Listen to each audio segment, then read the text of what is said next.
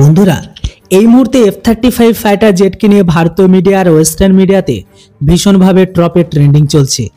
বিশেষ করে ভারতের ভেতরে এয়ার ইন্ডিয়ার সাথে যখন F-35 আর Su-57 মুখোমুখি হয়েছিল, তারপরে থেকে ভারত আর ভারতের জন্য এই খবর অনেক চর্চার বিষয় হয়ে দাঁড়িয়েছে। তারপরেই কিন্তু পিএম মোদি আমেরিকার ভিজিটে যায়। সেখানে গিয়ে রাষ্ট্রপতি ডোনাল্ড ট্রাম্পের সাথে দেখাও করে। আর ডোনাল্ড ট্রাম্প পিএম মোদিকে নিয়ে যে অ্যানাউন্সমেন্ট করে সেটা সত্যি আমেরিকাকে পর্যন্ত অবাক করে দিয়েছে। যে কাজটা এখনো পর্যন্ত বাইডেন করতে পারেনি, সেই সিদ্ধান্ত ট্রাম্প প্রশাসন করে দেখাচ্ছে। কিন্তু এই ভিডিওটিতে বিশেষ করে F-35 ফাইটার জেটকে নিয়ে কথা বলবো, যেটিকে নিয়ে লোকেদের মাঝে একটি হাইপ তৈরি হয়ে গেছে যে F-35 এর দাম শুনে বিশেষ করে সমস্ত ভারতবাসীর মাঝে একটি চমকানোর মতো অভাব চলে এসেছে।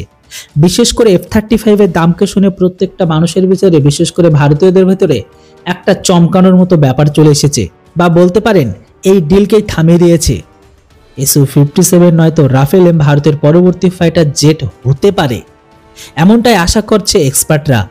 অনেক বড় একটা খবর, চলুন এটাকে আপনাদের বিস্তারিত জানাই।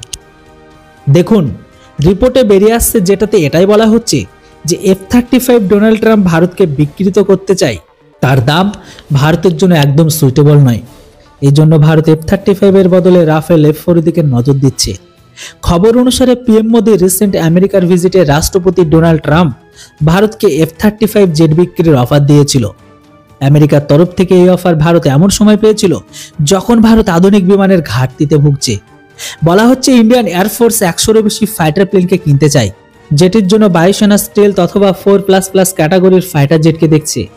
আর এই টেন্ডারের জন্য ভারত আমেরিকার F-35, রাশিয়ার Su-57 আর ফ্রান্সের রাফেল এম বিমানকে শর্টলিস্ট করেছে। কিন্তু এখন বলা হচ্ছে F-35 বিমানকে নাকি এই লিস্ট থেকে গায়েব করবে।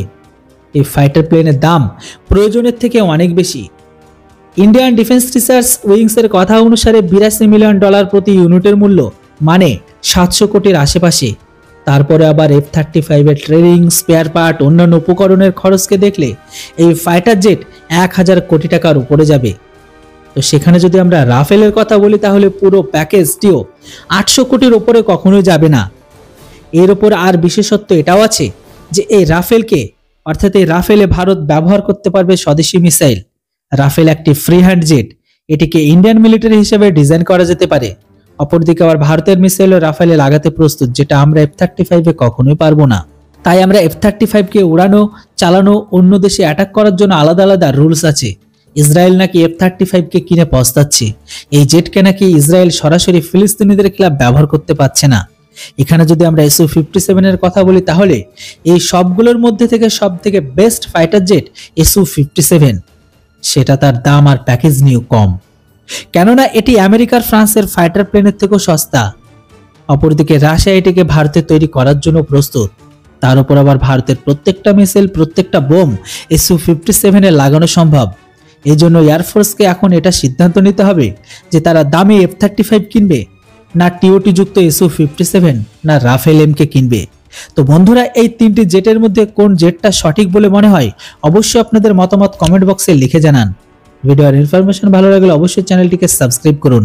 Thanks for watching. জয় হিন্দ, বন্দে মাতরম।